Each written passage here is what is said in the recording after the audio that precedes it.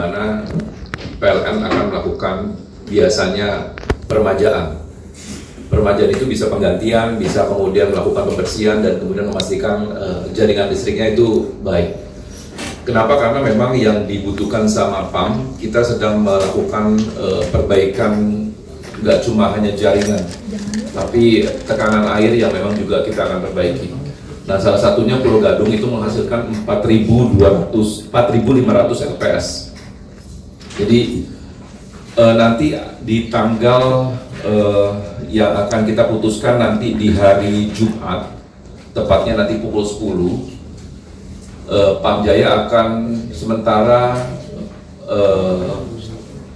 men-shutdown atau apa bahasanya dalam bahasa Indonesia, mematikan produksinya air sebanyak 4.500 LPS itu, dan akan melakukan juga selain PLN melakukan perbaikan perawatan, kami juga akan melakukan beberapa penggantian elemen yang ada di IPA di Pulau Gadung untuk menjadi lebih baik lagi pelayanan kami setelah kemudian kita melakukan perbaikan. Apa yang memang kalau tidak dilakukan perbaikan listrik oleh PLN, ini juga resikonya cukup besar. Itu akan terjadi seperti konsleting atau apapun yang mengakibatkan mungkin unpredictable time. Ada waktu yang tidak bisa diprediksi yang nantinya akan malah menjadi gawat pelayanan airnya. Jadi saya ingin menyampaikan, meminta tolong dari para teman-teman media semuanya bahwasanya nanti di tanggal 31 Oktober 2025 mulai pukul 22 hari Sabtu waktu Indonesia bagian Barat sampai dengan 1 November di jam 2 pagi gitu ya waktu Indonesia Barat, ini akan bersamaan PAM Jaya akan melakukan maintenance kelistrikan IPA Pulau Gadung. Saya hari ini setelah nanti press conference saya akan menyampaikan laporan ke Pak Gubernur langsung dan Pak Wakil Gubernur untuk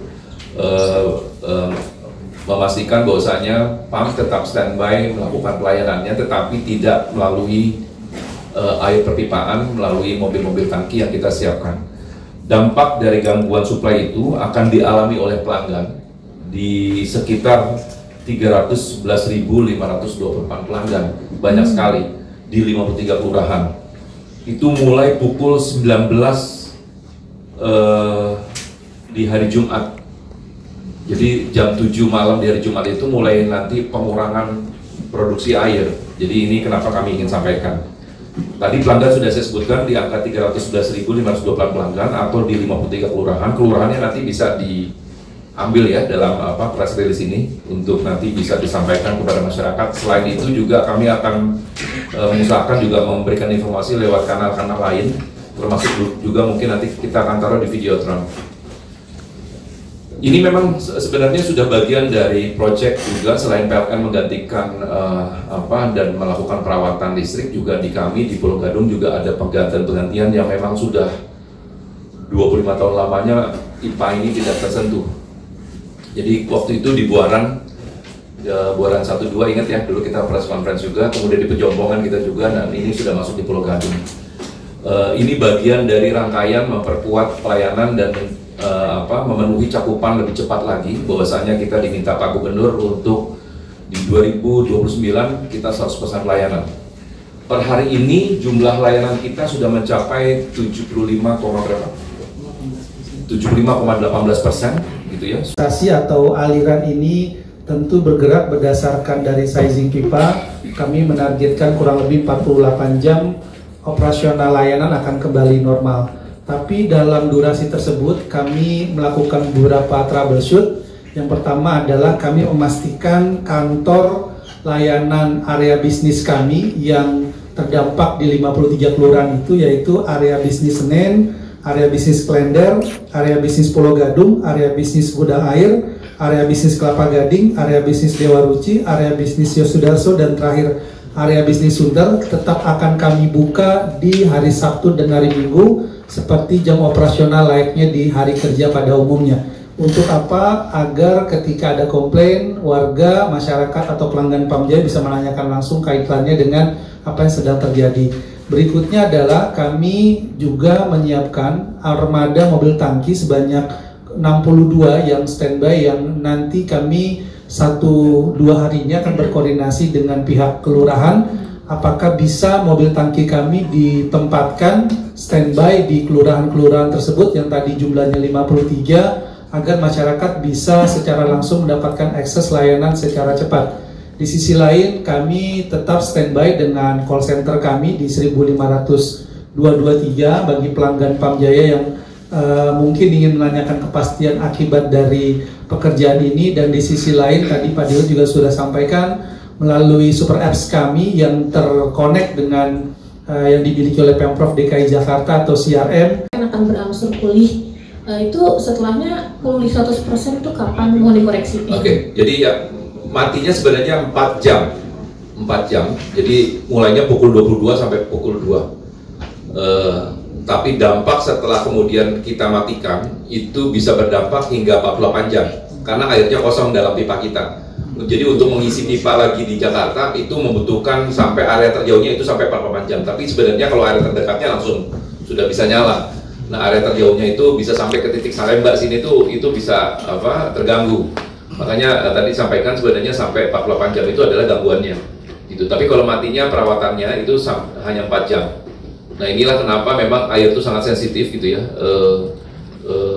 Ada gangguan listrik aja gitu ya, kita langsung kemudian bisa terganggu. Ada peralatan atau komponen yang harus kita ganti, dampaknya langsung kemudian terganggu seperti itu. Makanya kami benar-benar saat ini memang harus bersinergi kepada utilitas terkait, kepada kemudian kedinasan terkait gitu ya, bahwasanya sama-sama untuk bisa saling memberikan informasi. Biasanya mereka ada ground tank untuk yang masyarakat yang cukup memang memiliki ground tank, diisi aja ground tanknya gitu ya, dipersiapkan gitu ya, sehingga itu minimal ada buffer stok airnya gitu ya. Kalau ada yang gedung-gedung pastinya mereka sudah punya ground tank besar, nanti udah diisi aja. Yang kemudian kita standby itu sebenarnya kita punya mobil tangki, jumlahnya ada berapa? 62 ya, 62 mobil tangki yang nantinya itu akan standby untuk melayani masyarakat gitu ya. Jika memang ternyata ada yang sifatnya emergensi atau dadakan, kita sudah siapkan. Selain itu juga kita juga tadi yang saya sampaikan, mudah-mudahan sih ada beberapa toren yang memang juga sudah kita deliver gitu kepada mereka masyarakat yang memang kemarin ini menjadi program kita. Gitu. Ada lagi Pak Asam? Cukup ya. Nah, ini woro-woro ini yang saya minta tolong media untuk kemudian mulai menyampaikan ini pelanggan melewat media-media yang memang rekan-rekan semuanya memang biasanya pastinya sudah ada viewernya dan kemudian bisa membaca dengan cepat apa yang sedang kami informasikan. Saya barusan juga memberikan WA kepada Pak Budi, Pak Kadis Kominfo gitu ya, mohon pertolongannya dari Pak Kadis Kominfo juga dari Pemprov untuk menyampaikan ini juga sehingga kita bisa sama bareng-bareng dan mudah-mudahan pekerjaannya bisa lebih cepat.